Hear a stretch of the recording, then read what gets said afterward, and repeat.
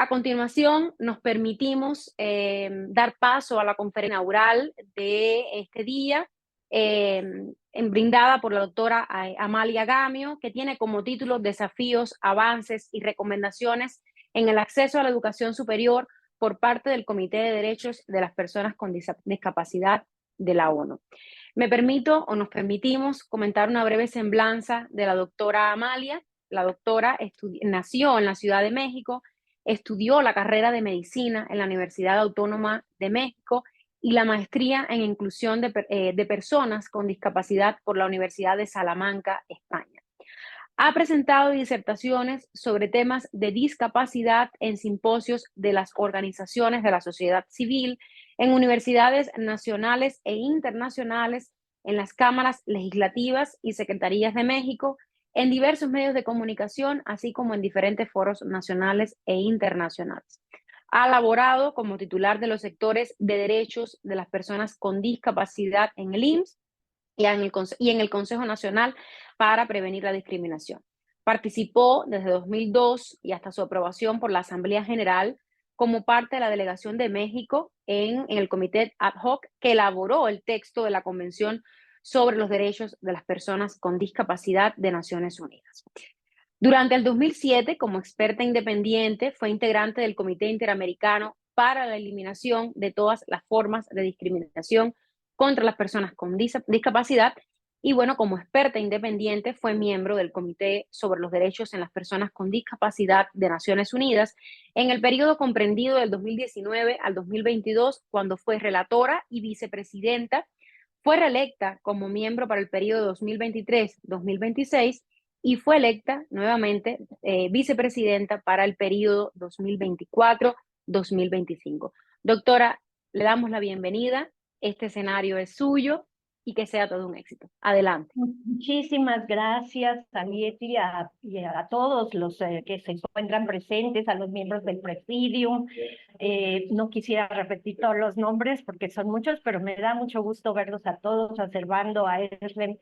Agradezco muchísimo la invitación a participar en este importantísimo evento en donde se encuentran, bueno, una enorme cantidad de personas importantísimas, rectores, directores de escuelas. Eso habla de la importancia del evento. Así que me siento muy honrada de estar hoy aquí. Y quiero decirles que estar con las universidades siempre es un placer. Las universidades en la región, en toda la región de Latinoamérica, han contribuido enormemente a la inclusión de las personas con discapacidad. Pero en efecto, desde que en 2008 entró en vigor la Convención sobre los Derechos de las Personas con Discapacidad, las cosas han cambiado. Hay un antes y un después de la Convención. Fue elaborada por las personas con discapacidad y ellas han seguido participando, como manda el artículo 4.3, y han seguido con ese lema que tomaron cuando se hizo el borrador de esta convención, que es nada de nosotros sin nosotros. Y eso es también importante para los estudiantes y toda la comunidad universitaria y la comunidad educativa en general, que participen en la inclusión.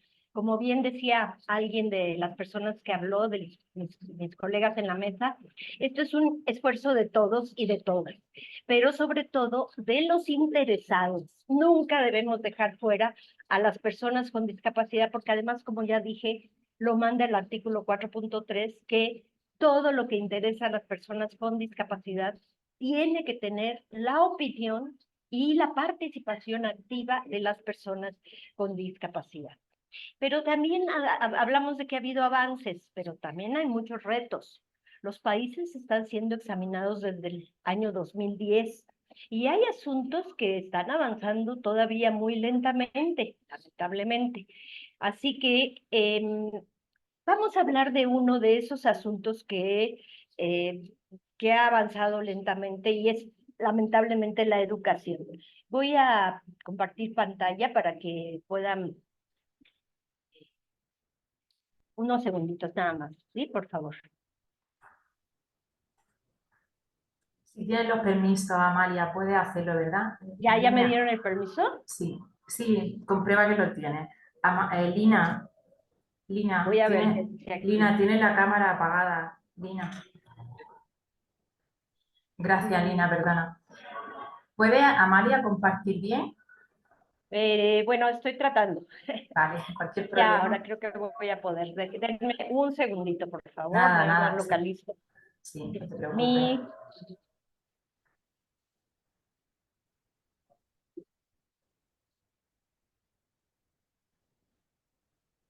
No, no la encuentro. Bueno, no quiero hacerles perder el tiempo, pero No, tranquila, no pasa nada. Voy a intentar a ver si puedo anclar a Lina para que se quede visible para las personas que lo puedan necesitar, que yo creo que así queda. no me aparece, no sé por qué, pero bueno, de todas maneras, el caso, a ver, déjenme ver si se puede y si no, voy a seguir hablando sin pantalla, pero después se los mando, eh, que no me aparece lo que quiero compartir. Bien, ni modo, vamos a pasar sin compartir pantalla, pero yo lo que quiero decirles es que la visión social hacia las personas con discapacidad ha sido asistencialista y lamentablemente esa visión todavía no se ha eliminado, aunque quisiéramos decirlo, ¿verdad? Porque las personas con discapacidad, antes que su condición, son sujetos de derechos exigibles en todos los niveles de la vida y ahora que estamos hablando del sistema educativo, muy especialmente en el sistema educativo. ¿Por qué decimos que sigue esta visión asistencialista o medicalista? Porque si ustedes se ponen a pensar, al menos los estados que nosotros hemos observado durante el examen que hacemos a 7 estados, cada reunión del comité 2 veces al año, siempre nos hablan de que ya se cambió el paradigma, que ahora es el enfoque de la convención, que es la de derechos humanos, pero siguen sin integrar sin incluir a las personas con discapacidad en la educación, en el trabajo, sigue habiendo discriminación, sigue habiendo personas con discapacidad psicosocial internadas en instituciones. Todo eso sigue siendo el enfoque medicalista y asistencialista. Entonces, no basta con decirlo, hay que actuar y cumplir todos los artículos que son los derechos de las personas con discapacidad que están en la convención, para entonces sí poder decir que ya se cambió el paradigma hacia los derechos humanos, porque mientras no se cumplan todas estas cosas, de nada sirve simplemente decir que ya se cumplió. La universidad sin discriminación debe tener como propósitos, desde luego, contribuir a la construcción de sujetos de derecho. Esto es importantísimo. Desarticular las bases socioculturales y simbólicas de la exclusión. O sea, tenemos que cambiar ese chip, no solamente de las personas con discapacidad, obviamente, sino también de aquellos estudiantes sin discapacidad y del entorno, para que entiendan desde la base sociocultural que la exclusión es discriminación. Y hay que contribuir a la interacción social y a promover identidades abiertas, plurales y no confrontadas, que eso es lo que sucede con la exclusión, ¿verdad? La universidad tiene desafíos, desde luego, porque hay que poner activamente en contacto a personas de diferente sexo, de diferente procedencia, de diferentes formas de ser, de diferentes religiones, de diferentes preferencias sexuales y con y sin discapacidad. Eso sería lo ideal. Ahora nos llama un poco la atención, bueno, porque como decimos, a partir de la convención hemos entendido claramente la necesidad de la inclusión de todos y todas, y especialmente de las personas con discapacidad, pero la realidad es esta: la universidad, como se llama universidad porque es universal, es poner a personas de diferentes condiciones en contacto entre sí. Entonces hay que lograr un enfoque que vaya dirigido a todos, pero al mismo tiempo a cada uno de los miembros de la comunidad educativa. Es decir, no nos vamos a orientar en acciones específicas para grupos específicos. Tenemos que ser incluyentes para todos, no solo vamos a hacer acciones para las personas con discapacidad. No, hay que hacer acciones que abarquen a todos que todos nos sintamos incluidos, ¿no? Y bueno, claro, alcanzar una real igualdad de oportunidades educativas para todos los estudiantes, independientemente de sus diferencias. Eso es muy importante que lo contemplemos, ¿no? Y claro, alcanzar objetivos académicos valiosos, desarrollar competencias y habilidades para la vida y también adquisición de competencias de comunicación, pero siempre en ambientes multiculturales. Hay que acoger a todo el mundo, hacer cualquier cosa que sea necesario para proporcionar a cada estudiante de la comunidad el derecho de pertenencia a un grupo, a no ser incluido, ¿no? Es decir, una universidad tiene que ofrecer un modo de vida en el que todo el que llega, a todo el que llega se le debe dar la bienvenida y no de manera especial, porque también ese es un asunto que nos ha llamado la atención. Tenemos que entender que hay que incluir a todos y no hacer esas diferencias. Sí, diferencias en el sentido de los ajustes razonables, de la necesidad de hacer para que las personas estén en igualdad con otros, hay que muchas veces ofrecerles diferentes tipos de apoyo. Pero eso no es hacer diferencias, eso es poner a unos en igualdad con otros, que es muy diferente. Y también es muy importante planificar la transición desde que el alumno cursa la educación primaria para que él o ella participen desde esa etapa o desde el preescolar en la defensa de sus derechos y fomentar su independencia. Fíjense que, pónganse a pensar, que si un alumno llega a la universidad, es porque ha vencido ya un sistema excluyente durante 12 o más años. Es decir, ya llegó a la universidad, quiere decir que ha pasado por muchas situaciones en las que lo han querido excluir, lamentablemente hasta la fecha sucede eso, y es un campeón, ¿verdad? Porque ha logrado llegar por fin a la universidad, y qué bueno que sea bienvenido en la universidad, pero también debería de ser bienvenido desde el preescolar. Pero entonces, pongámonos en este punto, hay que planificar la transición, que el alumno siempre esté preparado como cualquier otro, ¿verdad? Es un cambio pasar del jardín de niños a la primaria, de la primaria a la secundaria, de la secundaria a la preparatoria y a la universidad. Pero todos los alumnos deben de prepararse para esa transición. Lo que sucede es que muchas veces a los alumnos que tienen alguna discapacidad les cuesta más trabajo porque se enfrentan a barreras que la sociedad les pone. Esto es algo que quiero aquí remarcar. Este es el cambio de paradigma de la convención. Antes se decía que una persona con discapacidad pues no podía acceder a la escuela porque pues nació ciego, no va a poder ir a la escuela, o nació sordo, no va a poder ir a la escuela, etc. Ahora, con la Convención sobre los Derechos de las Personas con Discapacidad, ese es justamente el cambio de paradigma. Ahora se sabe que es las barreras que pone una sociedad a esa persona para que se incluya, las que lo hacen excluirse.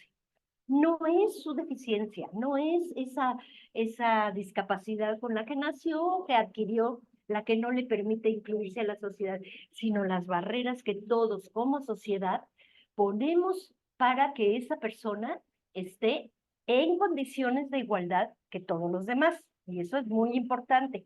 O sea, el que esté en condiciones de igualdad, como les decía hace rato, es lo que obliga a que demos apoyos, a que demos cualquier tipo de apoyo que esa persona en lo individual requiera. Entonces, esa es la diferencia y ese es el cambio de paradigma y que debemos entender, que somos nosotros como sociedad, o bien un gobierno, o bien los compañeros y el bullying y el que no se les dé a un alumno ciego un programa de JAWS para su computadora, el que le impide incluirse a la sociedad, pero no su ceguera por sí, ni cualquier otra discapacidad. Bueno, el artículo 24 de la Convención sobre los Derechos de las Personas con Discapacidad, que es además un tratado internacional, el primero que fue del siglo XXI, el octavo de Derechos Humanos y el primero sobre este colectivo de personas con discapacidad, el artículo 24 se refiere justamente a la educación y destaca la importancia de asegurar un sistema educativo inclusivo, no no una primaria, un jardín de niños o una universidad, un sistema educativo inclusivo que contribuya a desarrollar el potencial humano, la personalidad, los talentos, la creatividad de las personas con discapacidad, así como reforzar el respeto a sus derechos humanos, a la participación libre, a brindarles apoyos personales efectivos, así lo dice el artículo 24, y a desarrollar actividades para el aprendizaje de habilidades para la vida y el desarrollo social. O sea, este artículo habla de ese entorno inclusivo, ¿no? No de que tengamos que ser generosos y aceptarlos en la educación porque tienen una discapacidad. Y también nos habla de la importancia de que en todos los niveles educativos se cuente con la presencia de profesores calificados con discapacidad. Yo quisiera preguntar a todas las universidades que se encuentran aquí presentes, ¿cuántos maestros con discapacidad tienen en sus aulas? Sería importante que lo analizáramos. Otra cosa muy importante respecto a los cumplimientos de la Convención y a lo que quiere el artículo 24 respecto a la educación, también se refiere a cumplir con los objetivos de desarrollo sostenible de la Agenda 2030. Es decir, la Convención sobre los Derechos de las Personas con Discapacidad no es un instrumento aislado, es un instrumento que tiene relación con otros muchos instrumentos internacionales, con otros órganos de tratados, por ejemplo, con la Convención sobre los Derechos del Niño, con la Convención para la Eliminación de todas las formas de discriminación contra las mujeres, CEDAW. Con todos los órganos de tratados hay una interseccionalidad muy estrecha. Entonces, cada vez que un Estado parte informa a un comité, por ejemplo, en el caso del Comité sobre los Derechos de las Personas con Discapacidad, cuántas personas con discapacidad están incluidas en la educación, también tiene que pensar en que cuando informe al CEDAW, al Comité para la Eliminación de todas las formas de discriminación contra las mujeres, pueda informarles qué ha hecho con las mujeres con discapacidad. ¿Sí? O sea, esta interseccionalidad es fundamental. O cuando informe al Comité sobre los Derechos del Niño, tiene que informar qué está haciendo por los niños y niñas con discapacidad. Así es esta interrelación de todos los órganos de tratados y de muchos otros tratados y de muchos otros instrumentos, como en este caso, los Objetivos de Desarrollo Sostenible de la Agenda 2030. Nosotros en el comité, cuando examinamos los estados parte, siempre hacemos alusión al cumplimiento de estos objetivos de desarrollo sostenible. Por ejemplo, el objetivo 1 es la erradicación de la pobreza. ¿Cómo pensamos que una sociedad o un grupo de personas pueda salir de la pobreza si no tiene educación? Es muy difícil pensarlo, ¿verdad? Entonces, así el objetivo 4 nos dice que hay que garantizar una educación inclusiva y equitativa de calidad, enfatizado en los artículos 4.5 y 4A, que se refieren a las personas con discapacidad y a las disparidades de género que aún existen en la educación, que son terribles, aunque crean que ya superamos esto para nada. Es decir, la meta 5.1 también de los Objetivos de Desarrollo Sostenible nos dice que se deberá poner fin a todas las formas de discriminación contra las mujeres y las niñas, porque persiste la diferencia entre la educación de mujeres y hombres en general y específicamente de mujeres con discapacidad. Es tremendo esto. En las zonas rurales lo vemos claramente, la diferencia de acceso a la educación entre mujeres y hombres y entre niñas con discapacidad y niños con discapacidad. Así que nada más aquí, en cuanto a estos objetivos de desarrollo sostenible, me gustaría comentar que cuando se elaboraron, justamente el comité participó, el comité nuestro sobre los derechos de las personas con discapacidad, para que estuvieran bien clarificados los puntos sobre personas con discapacidad. Y el objetivo 8 nos dice que hay que dar empleo pleno y productivo y trabajo decente para todos y todas. Claro, y enfatiza el hecho de que si no se cumple con la educación inclusiva, tampoco se cumplirá con el objetivo 8, que es tener empleo pleno y productivo. Y la meta 9 por el inciso C, nos habla de aumentar significativamente el acceso a la tecnología de la información y las comunicaciones. Este es un punto fundamental del cual nos estamos ocupando mucho en el comité. Toda esa tecnología de la información y las comunicaciones son herramientas invaluables para las personas con discapacidad, no solamente durante su educación, sino a lo largo de toda la vida. Las personas ciegas que utilizan los teléfonos inteligentes, que utilizan los cajeros electrónicos accesibles, son cosas que están al alcance de todos nosotros y que tenemos que utilizar esa tecnología de la información y las comunicaciones que ha estado tan desarrollada ya, justamente para la inclusión de las personas con discapacidad y la inclusión educativa. Algunos de los hallazgos que hemos encontrado en el comité en los estados parte es que todavía se observa una gran brecha en la educación inclusiva. Aún en países desarrollados como Australia, Grecia o Canadá, seguimos encontrando que en ese enfoque proteccionista que tienen los estados a veces, piensan que la educación especial es mejor para las personas con discapacidad, porque ahí están protegidas, ahí no les hacen bullying. Claro, lo que están haciendo es desatender esa obligación que tienen de proporcionar las herramientas necesarias para que los niños y niñas con discapacidad o los jóvenes con discapacidad se incluyan a una educación regular, que es una obligación del Estado de parte. Y algunas recomendaciones hechas por el comité a estos países son abordar la creciente tasa de segregación escolar en todos los niveles, ampliar la recopilación de datos. Esto es algo importantísimo. No sabemos con exactitud cuántas jóvenes, niños y niñas con discapacidad están realmente incluidos en la educación y cuentan con los apoyos que requieren. No lo sabemos verazmente en ninguna parte del mundo. Adoptar medidas para la disponibilidad de interpretación en lengua de señas en las aulas, a propósito, gracias a las intérpretes que están el día de hoy, y de medios aumentativos y alternativos de comunicación y lectura fácil en todos los niveles de enseñanza. Esto es importantísimo.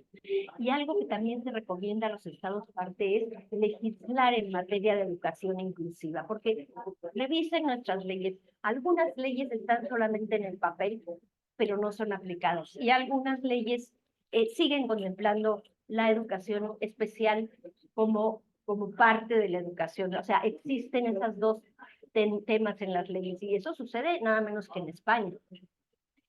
Yo les quiero poner un ejemplo y con eso ya voy terminando porque yo sé que tenemos el tiempo limitado. Hay varias formas de lograr que se implemente la convención de una manera mejor a la que ha venido siendo. La convención entró en vigor, como ya decía yo, en 2008, y ya han pasado muchos años para que todavía estemos, por ejemplo, con este punto de no entender que la inclusión educativa es fundamental. ¿Qué se puede hacer? Bueno, en primer lugar, que se sigan haciendo eventos tan importantes como este, en el cual las autoridades mismas están perfectamente sensibilizadas de la importancia de la inclusión, de la importancia de proporcionar los apoyos requeridos, de que no es la persona, el estudiante con discapacidad el que tiene que pagar por esos apoyos, sino la universidad o la escuela que proporcionan esos apoyos. Eso es fantástico y me encanta y los felicito por lo que están haciendo y los insto a que continúen con esto maravilloso. Pero por otro lado, hay que hacer que las organizaciones de personas con discapacidad participen de forma mucho más activa. Lo están haciendo, pero todavía más activa. ¿Cómo es eso? Yo recomiendo siempre que las personas con discapacidad no se limiten primero a las organizaciones de personas con discapacidad. Es decir, en las organizaciones que defienden los derechos de las mujeres debe de haber personas, mujeres con discapacidad. en las organizaciones que defienden los derechos de las personas LGBTI, debe de haber personas con discapacidad que se identifiquen con la comunidad LGBTI. Y así en todas las organizaciones de defensa de derechos humanos, porque esta es una forma de transversalizar la discapacidad, que es transversal. Las personas con discapacidad son mujeres, niños, adultos mayores, migrantes, indígenas, personas LGBTI, de todo. Muy transversal el asunto. Así que deben de estar en todas partes presionando, porque es verdad, la forma mejor de que se cumplan las cosas, lo hemos visto en diversos estados, es con la presión social. Y otra forma muy importante de lograr esto, son las quejas. Es decir, a través del protocolo facultativo, que también lo han firmado muchos países. Es decir, les explico, tenemos la Convención sobre los Derechos de las Personas con Discapacidad y su protocolo facultativo. Con respecto a la convención, ya casi estamos en ratificación universal. Hay 191 países que ya firmaron que ya ratificaron la convención, faltan muy poquitos, 6 o 7, y el protocolo facultativo no lo ha adoptado. ¿Por qué no lo han firmado todos? Porque el protocolo facultativo permite la presentación de quejas cuando un grupo de personas con discapacidad o una persona con discapacidad siente que se le han violado sus derechos. Ya acudió a todas las instancias nacionales a quejarse y no ha encontrado la respuesta, o le han dicho que no hay remedio para la violación de ese derecho. Y agotar todas las instancias nacionales a través del protocolo facultativo pueden presentar su queja en el comité con nosotros. México ya tiene 2 quejas que se fueron presentadas ante el comité y que han procedido y que tienen recomendaciones. Es muy importante que ustedes las conozcan y que las utilicen como herramienta para cuando quieran pedir reivindicación de derechos. Una es la comunicación 70/2019, o sea, es relativamente reciente. Y se refiere a una joven con discapacidad intelectual que estaba interesada en obtener una licenciatura para aspirar a un mejor trabajo. Es decir, lo que decíamos hace un rato, ella ya había pasado por la primaria, la secundaria, por muchos niveles y había logrado querer aspirar a una licenciatura. En 2014 solicitó una plaza en la licenciatura en Artes Visuales en el Centro de las Artes. Esto fue en Morelos. Ella cumplió con todos los requisitos enumerados. Sin embargo, dice ella misma, informa que en el proceso de selección se le hizo sin ajustes razonables y entonces no la admitieron. Y le dijeron que no había profesores especializados para atenderla, lo cual es absolutamente contrario a la convención. No es posible decirle eso a una persona. Entonces, ella presentó su queja en las instancias nacionales, no tuvo respuesta, fue admitida por el comité y el comité la aceptó, y las conclusiones del comité fueron que el Estado parte, en este caso México, tenía la obligación de proporcionarle un recurso efectivo, incluido el reembolso de los gastos legales en que haya incurrido, junto con una indemnización adecuada por el daño sufrido, teniendo en cuenta la pérdida de oportunidades de empleo derivada de la denegación de su derecho a la educación terciaria. ¿Se fijan? También que si seguía siendo deseo de la quejosa, garantizarle su derecho a la educación terciaria, asegurando la accesibilidad del proceso de admisión en una institución educativa de su elección, incluso mediante la provisión de los ajustes razonables necesarios. Reconocimiento público al presente dictamen de la violación del derecho del quejoso a la educación terciaria inclusiva y publicar los presentes dictámenes y distribuirlos ampliamente en los medios de comunicación. Yo espero que esto lo haya hecho el país, me refiero al país de México, y que efectivamente se esté llevando a cabo, porque tienen que informar al comité qué ha sucedido con estas personas. Yo les invito a que conozcan esta queja. Y la otra queja, esa no se las voy a comentar, nada más les digo que el autor es Medina Vela y que se presentó en 2015 y se trató de una persona con discapacidad psicosocial e intelectual que fue encarcelada injustamente por haberla acusado de haberse robado un automóvil. Fue falso y no llevó su debido proceso. El comité la aceptó y envió recomendaciones al Estado. En ese caso yo estuve presente en la disculpa pública que hizo el subsecretario de Derechos Humanos mexicano ante esta persona y le reintegraron todo lo que tenían que reintegrar. Entonces, yo lo que quiero nada más es, digamos, puntualizar que hay formas. Por ejemplo, si pudiéramos presentar una avalancha de quejas, sería visibilizar exactamente lo que está sucediendo, visibilizar las violaciones a los derechos humanos de una manera masiva.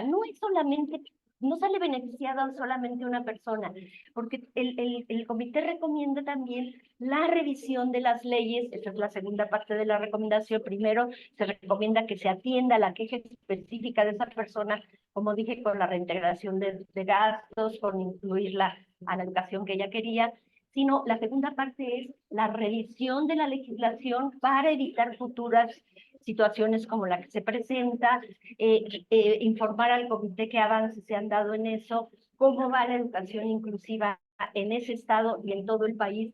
Es decir, es una forma de visibilizar lo que está sucediendo a través de una sola queja. Pero si se presentan muchas quejas, podremos visibilizar mucho mejor lo que está sucediendo. Hay países como Gran Bretaña, como Australia, que nos mandan una avalancha de quejas. Y nosotros podríamos decir, es que en esos países sí se están violando más los derechos de las personas con discapacidad, pero tenemos muy pocas quejas de parte de los países latinoamericanos. Y entonces tendríamos que decir, es que ahí no se violan los derechos de las personas con discapacidad. No, lo que sucede es que en esos países que presentan muchas quejas hay una mayor concientización de la ventaja de presentar una queja, de la ventaja de visualizar lo que está sucediendo y de que no se beneficia solamente esa persona que presenta la queja, sino todo el colectivo a manera de los exámenes del Estado parte. Bueno, yo con esto termino. Quiero agradecerles enormemente la invitación que me hicieron a participar. Me siento muy honrada. Agradezco a los intérpretes, agradezco a Cito y les invito a que mediten un poco en algunos de los puntos que yo les dije, porque pueden ser útiles ahora en la enorme cantidad de ponencias y presentaciones que van a tener, que seguramente van a ser muy importantes, muy útiles, y les deseo el mayor de los éxitos en este importante congreso. Muchísimas gracias por su atención. Muchas gracias, doctora Amalia. Y bueno, aquí tenemos algunas preguntas. Igualmente, pues invitamos a las personas que se encuentran conectadas en este momento a que vayan formulando sus preguntas en la sección precisamente de preguntas que nos brinda la plataforma de Zoom. Bueno, aquí nos hacen una pregunta, doctora, que dice, ¿podría repetir el nombre del comité? Perdón, ¿me puede repetir? Es que hay un poco de ruido por acá y no lo escuché. Sí, una persona nos pregunta que si podría repetir el nombre del comité. Sí, es el Comité sobre los Derechos de las Personas con Discapacidad de Naciones Unidas. Este comité, es decir, se formó a raíz de que se aprobó la Convención sobre los Derechos de las Personas con Discapacidad, y los comités de estos tratados internacionales son los que revisan y analizan que todos los países que se comprometieron, que ratificaron este tratado internacional, cumplan con lo que se comprometieron. Es decir, presentan un examen cada 4 años para que este comité, del cual formo parte, revise los avances que han hecho o que no han hecho y el comité les envía a su vez observaciones y recomendaciones sobre los puntos que deberían cumplir y que no han cumplido. México ha presentado ya 2 informes a este comité. Yo les invito a que revisen estas recomendaciones que el comité ha hecho a esos informes. Si no las tienen, pueden ingresar a la página del comité. Todo es público ahí. Pueden ver no solo lo que ha recomendado el comité a México, sino a todos los países. Y eso es interesante porque podemos comparar cómo se ha comportado un país con respecto a otro. Y ahí también están las quejas que han sido revisadas por el comité. Y como les decía, México tiene 2 quejas que han sido presentadas y que han sido aprobadas, revisadas por el comité y que se han dado recomendaciones para esas 2 personas en lo individual. Muy bien, gracias, doctora. Aquí tenemos otra pregunta, es de Juliana Virginia Navarro. Ella nos dice, sí, bien, la Convención de las Personas con Discapacidad está aprobada desde 2008. La mayoría de los maestros no estamos preparados. Quienes estamos involucrados en educación inclusiva es de manera individual. ¿Cómo pueden evaluar los avances de la inclusión si no hay una preparación universal?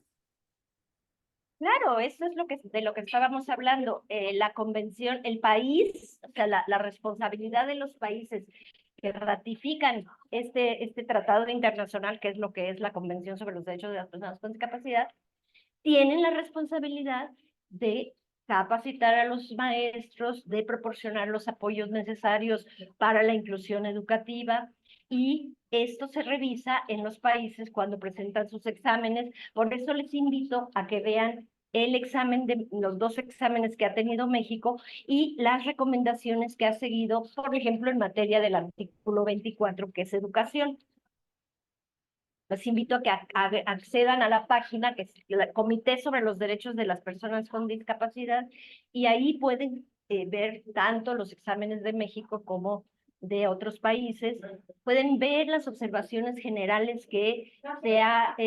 pueden ver las observaciones generales que se han elaborado por parte del comité, porque hay observaciones generales para cada artículo de la convención. Entonces, hay muchísima información que pueden ustedes consultar ahí. Muy bien, doctora. Y también nos preguntan que en dónde se pueden consultar los documentos que menciona. Sí, le decía yo que esos documentos se pueden consultar en la página del comité. Ahí están todos los documentos que quieran consultar. Ahí están los exámenes, están la propia convención, las observaciones generales, las recomendaciones, todo lo que quieran consultar está en la página. ¿Cuál es la dirección, doctora, para poder compartirla aquí en el grupo? Ustedes nomás ponen en internet Comité sobre los Derechos de las Personas con Discapacidad y los manda automáticamente a la página del comité. Ah, excelente, muy bien. Bueno, otra pregunta, Verónica Viturro nos dice, buen encuentro, qué opinión tiene respecto a la propia posición sociocultural como inactivos o pasivos las propias Fíjese que se personas con corta su discapacidad sonido, se respecto de cortó su su sonido, participación no y lo su acción? escuché. ¿Sí? Qué pena me da, A pero ver, se va cortaba de nuevo. su voz. No, no se preocupe, doctora. Va de nuevo. Verónica Viturrio nos pregunta, ¿qué opinión tiene respecto a la propia posición sociocultural como inactivos o pasivos de las propias personas con discapacidad respecto de su participación y su accionar? ¿Qué estrategias podríamos tejer para superar también esta situación de rol?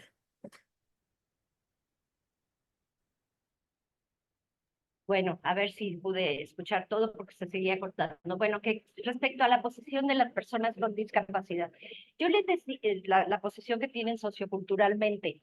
Hasta hace digamos, hasta antes de que se elaborara la convención, había poca participación de las personas con discapacidad y su participación era más bien digamos, de quejarse de lo que no les daba el gobierno, etcétera. Actualmente, y a raíz de la convención, y como dije durante mi plática, las organizaciones de la sociedad civil participaron en la elaboración de esta convención, en los trabajos de Naciones Unidas. Estaba la Organización Mundial de Ciegos, la Organización Mundial de Sordos, la Organización Mundial del Síndrome de Down. Había muchas organizaciones a nivel internacional que participaron activamente en la elaboración de esta convención. De ahí surgió su lema que dice nada de nosotros sin nosotros, y que lo siguen empleando hasta la fecha. También yo comentaba que el artículo 4.3 de la convención señala que todo lo que se elabore sobre las personas con discapacidad tiene que ser consultado con ellos. O sea, es una obligación, están mucho más involucrados, han participado en la elaboración de leyes, de políticas, de programas, y saben que están obligados, que los estados que han firmado la convención y la han ratificado, están obligados a pedirles su participación activa. Entonces, eso ha cambiado enormemente y queremos que sigan participando cada día más y que se asuman como lo que son los actores principales de sus derechos, de la defensa de sus derechos. Muy bien, una pregunta más nos dice, ¿cuáles son las barreras de aprendizaje y participación que mayormente observan en el comité? Permítame un segundo, ¿sí? Porque aquí hay una...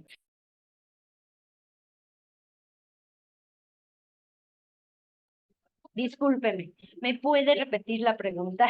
Claro que sí, doctora. Dice, ¿cuáles son las barreras de aprendizaje y participación que mayormente observan en el comité? Ahora sí, mire, hay muchas barreras, pero las más importantes son las actitudinales.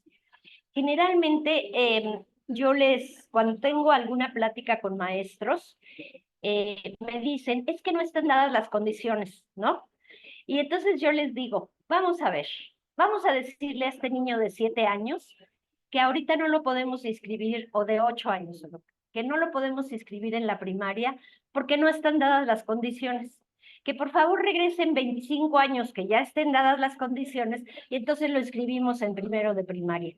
Eso es ilógico, suena a broma, ¿verdad? Pero eso es lo que estamos haciendo actualmente, esperar a que se den todas las condiciones, a que todos los países estén perfectamente capacitados, que tengan todas las herramientas. Nunca vamos a tener educación inclusiva. Yo lo que les digo a los alumnos con discapacidades, tomen las instituciones, tomen la escuela primaria, tomen la escuela secundaria, tomen la universidad, hagan la suya y obliguen a que se den las condiciones, que su presencia obligue a que se den las condiciones, para que vean que están ustedes ahí. Y si las personas con discapacidad salen a la calle y se ven sillas de ruedas y se ven personas sordas o personas ciegas en las calles, entonces la gente se da cuenta, la sociedad se da cuenta de que sí hay personas que requieren de todo lo que estamos peleando. Lo mismo en las escuelas. Poco a poco ha habido alumnos con discapacidad que han sido aceptados en escuelas primarias y secundarias con mucho esfuerzo de los profesores, con esfuerzo de los otros alumnos que se han decidido a ser sus mentores, digamos. Hay muchas herramientas que se pueden usar con los alumnos con discapacidad cuando se tiene buena voluntad y buena actitud. Y claro que se requieren herramientas, no estoy diciendo que no, pero la primera barrera que hemos encontrado en todos los países es la actitudinal. El decir no se puede, no tengo las herramientas, no tengo el presupuesto, no están dadas las condiciones. Si lo volteamos y decimos, sí están dadas las condiciones porque yo voy a ofrecerle esta herramienta, esta cosa sencilla que lo puede ayudar, vamos a ver que poco a poco la actitud va cambiando. Muy bien, gracias, doctora. Bueno, aquí también Romina González nos pregunta, ¿existe alguna dependencia o certificación que pueda evaluar o avalar si una universidad es realmente incluyente en temas de universitarios con discapacidad? Claro, aquí tenemos al representante de las universidades, y ellos son los que avalan esto, porque ellos están muy metidos en esto de la inclusión educativa, y ellos tienen un área también que evalúa las posibilidades de las universidades. Eso es muy interesante la pregunta, porque nos dice que hay interés y muchas cosas no sabemos que existen. Yo creo que ahora con este congreso se van a ir enterando de muchas cosas que ya existen en nuestro país y que todavía no, muchas veces no sabemos que existen. Muy bien. También la maestra Silvia Hernández nos dice, bueno, buen día. México para usted tiene avances en la concientización sobre la discapacidad. Mire, todos los países, incluyendo el nuestro, tiene algunos avances. Hay todavía muchos retos, sobre todo en esta parte de la concientización, precisamente porque no acabamos de entender, de cambiar ese chip que decía yo antes, de que no es que tengamos que esperar que estén dadas las condiciones, no es que tengamos que darles a las personas con discapacidad la oportunidad porque somos muy buenos, entre comillas. No hemos acabado de entender que se trata de defensa de derechos humanos, que son sus derechos los que tenemos que defender, no privilegios, no, digamos, concesiones graciosas. Son derechos para los cuales nuestro país ha pedido internacionalmente. Entonces, que haya manera inmediata, poco a poco, sí, claro, pero también la concientización es parte de entender que no tenemos que hacerlo porque somos generosos, sino porque estamos defendiendo derechos y porque legalmente estamos comprometidos a ellos internacionalmente. Eso cambiará mucho la visión. Muy bien. Mónica Cerrato Trejo nos dice, las quejas son mal vistas dentro de los diferentes sistemas, por lo que ahuyentan a los quejosos. ¿Cómo favorecer que esto suceda? Es decir, que en el caso de una universidad se expresen estas inconformidades. Sí, eso de que ahuyentan a los quejosos es muy interesante que lo diga, porque la gente dice, ¿para qué me voy a quejar si no pasa nada? Si no me resuelven las cosas. Yo les digo a todos, no se queje si no se queja. Es decir, tenemos que presentar una queja aunque pensemos que no vamos a tener resultados, porque es la manera de poco a poco visibilizar cada vez más lo que está pasando. Y si no tenemos resultados a nivel nacional, entonces vamos a haber agotado las instancias nacionales y podemos presentarla en nuestro comité. Entonces, ya verlo como una forma de, bueno, si me contestan que no se puede y agoté todo en mi país, ahora me voy a las instancias internacionales y entonces se va a visibilizar a nivel internacional. Entonces, hagámoslo como una forma de visibilizar las cosas. Ya no digamos, no me quejo porque entonces, no hace nada, ¿para qué me quejo? No, hagámoslo para que sea una forma de que se visualice que no se está haciendo nada y entonces agotar las instancias nacionales y poder presentarme a nivel internacional y que sea visibilizado a nivel internacional justamente. Muy Por eso bien, no Ana se queje si no se queja. Sí, ¿verdad? Bien, doctora. También Ana Cecilia Villarreal nos pregunta aquí, ¿cómo se determina que algunas personas no pueden estudiar y ejercer algunas profesiones por su naturaleza y por la discapacidad que presentan? Es que eso ya no se determina, no hay que, esa persona no puede entrar a la escuela o esa persona no puede determinar, no, eso ya es justamente el cambio de paradigma, no es, la persona es la que decide qué es lo que puede hacer y no puede hacer. Si una persona ciega va a buscar un trabajo como chofer, seguramente no lo va a hacer, esa persona no va a pedir un trabajo como chofer, que no ve. La propia persona es la que decide lo que puede o no puede hacer. No lo va a determinar la sociedad. Ese es justamente el cambio de paradigma. Nosotros no somos quien determinamos qué puede hacer una persona o qué no puede hacer. Lo determina esa persona, primero, que decide qué estudiar. Y ahí depende de los apoyos que requiera y que se le proporcionen. No de que tenga de que sea sordo o que sea ciego, sino de los apoyos que requiera y que tiene obligación el Estado de proporcionarle. Y después, si puede ejercer esa profesión, lógicamente si logró estudiarla, seguramente sí la puede ejercer, pero quizás requerirá, voy a poner un ejemplo, si tenemos dos abogados, que uno es ciego y el otro no, pero los dos tienen las mismas capacidades, uno va a requerir que en su empleo le den un programa JAWS para su computadora, y eso es el apoyo que va a requerir para estar en igualdad de oportunidades que el otro abogado. Pero no es que no pueda ejercer su carrera porque es una persona ciega. Eso es justamente el cambio de paradigma. Cada persona, según su preparación y según los apoyos que requiera, va a ver si puede o no puede ejercer sus capacidades en determinada carrera y luego en determinado empleo. Bien, Blavin Xiomara Torres dice, gracias doctora por su ponencia. De verdad hay mucho por hacer. Me gusta la idea de visibilizar las instituciones reales, porque las leyes existen y son muy buenas, pero aún se siente como si estuviéramos mendigando en educación, salud, instituciones, oferta laboral. Desde Colombia vamos avanzando, pero aún debemos trabajar en forma masiva y en red. Y le envío un saludo. Bien, también nos preguntan aquí, Maritza del Rosario, dice, ¿qué estrategias se No pueden le escuché implementar? absolutamente nada, pero estoy tratando de buscar la pregunta. Bien, aquí le repito de nueva cuenta. Nos dice, ¿qué estrategias se pueden implementar de manera paulatina para fortalecer a las personas con discapacidad como sujetos de derecho? Bueno, la primera parte no la escuché porque no sabía nada. Estaba yo tratando de buscar la pregunta en la zona de preguntas y respuestas, pero escuché lo último. ¿Qué estrategias se pueden aplicar? Defender todos los derechos que aparecen en la Convención. Conocer a fondo la Convención sobre los Derechos de las Personas con Discapacidad.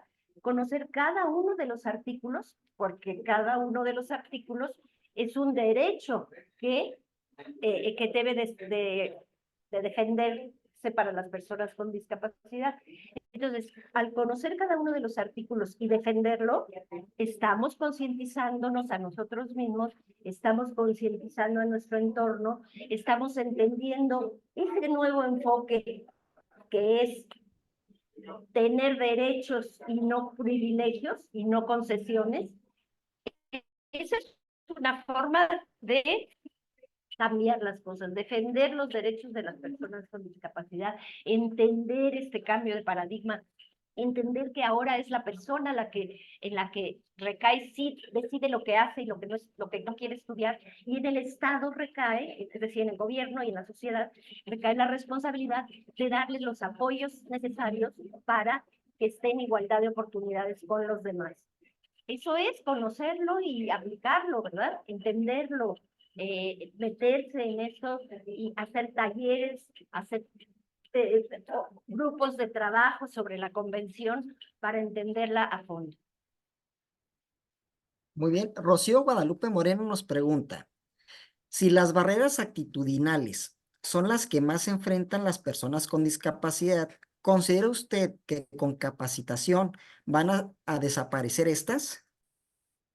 Es una forma, desde luego, es una forma de que desaparezca la capacitación y el conocimiento. Mire, generalmente el rechazo que presenta cualquier sociedad ante un grupo de personas generalmente se debe a la falta de información o a la ignorancia.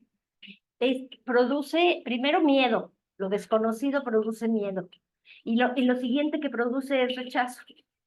Entonces, desde luego que la falta de información produce temor y rechazo. Así que sí, es fundamental la información, conocer la convención, conocer lo que son los derechos, conocer que es una obligación del Estado que se comprometió a nivel internacional, saber que cada uno de nosotros puede contribuir a esta sensibilización, a este entendimiento, en la medida en que cada uno de nosotros está mejor informado y conoce mejor esos derechos y sabe cómo defenderlos. Así que sí, definitivamente es una forma. Muy bien, Adrián Maldonado nos envía un saludo y nos dice, ¿cómo podemos colaborar con el comité como persona con discapacidad? Bueno, colaborar para nosotros es importantísimo colaborar. Ahí hay una parte de aportaciones de la sociedad civil en la página. Yo quisiera poner en el chat mi correo, y si alguna persona quiere ponerse en contacto conmigo, yo siempre, casi siempre, más bien siempre contesto los correos, a veces me tardo un poquito, pero siempre los contesto. Y si quieren, podemos ampliar cualquiera de sus dudas y preguntas. No veo ahorita no veo el chat para poner mi correo, pero ahorita ya lo vi. Lo voy a poner para que si tienen algún otro comentario, alguna duda de cómo ponerse en contacto con nosotros en el comité, que me escriban con toda confianza. Yo les contesto. A veces me tardo un poquito, pero sí contesto. Entonces, para cualquier otra duda, estoy a sus órdenes.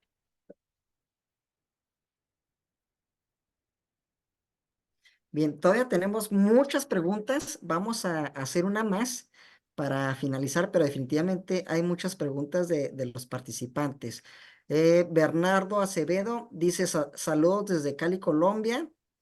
¿Cómo hacer que la inclusión no se convierta en un proceso de exclusión?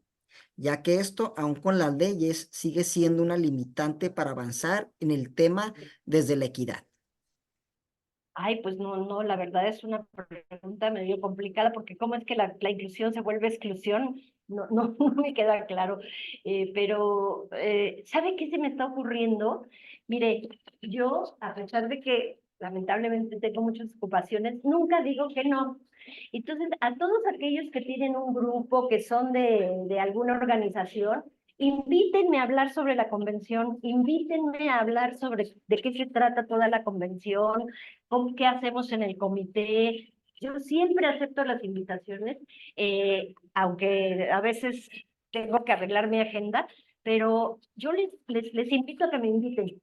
De verdad, si tienen una organización de la sociedad civil, si son de alguna universidad y quieren que les dé una conferencia en relación a todas estas dudas, en relación a qué es exactamente la convención, el protocolo facultativo, qué pueden hacer, cómo pueden participar en el comité, todas las dudas que han tenido, les pido que me inviten a es una plática en su universidad. Estoy absolutamente dispuesta, porque mi interés más que nada es difundir justamente esto para que todo el mundo lo conozca. Así que estoy abierta. Si me quieren invitar, yo les doy una plática exclusivamente de qué es la convención y qué podemos hacer con ella. ¿Cómo ven? Muy bien, doctora. Yo creo que más de uno seguramente tomará la palabra y seguramente su correo va a estar lleno de invitaciones, lo cual, bueno, pues nos da gusto, sobre todo por el ofrecimiento que usted amablemente nos ha hecho a todos los participantes. Bueno, nos gustaría poder continuar con las preguntas. Hay muchos agradecimientos, doctora, mucho reconocimiento hacia lo que ha compartido usted con nosotros. A nombre de la Facultad de Filosofía y Letras de la Universidad Autónoma de Chihuahua, bueno, pues estamos muy contentos y muy agradecidos que nos haya acompañado el día de hoy en esta primera conferencia magistral inaugural. Y bueno, pues agradecerle su participación. Y bueno, pues invitarles a quienes siguen conectados a que no se desconecten, sino que permanezcan con nosotros para dar paso a la siguiente actividad,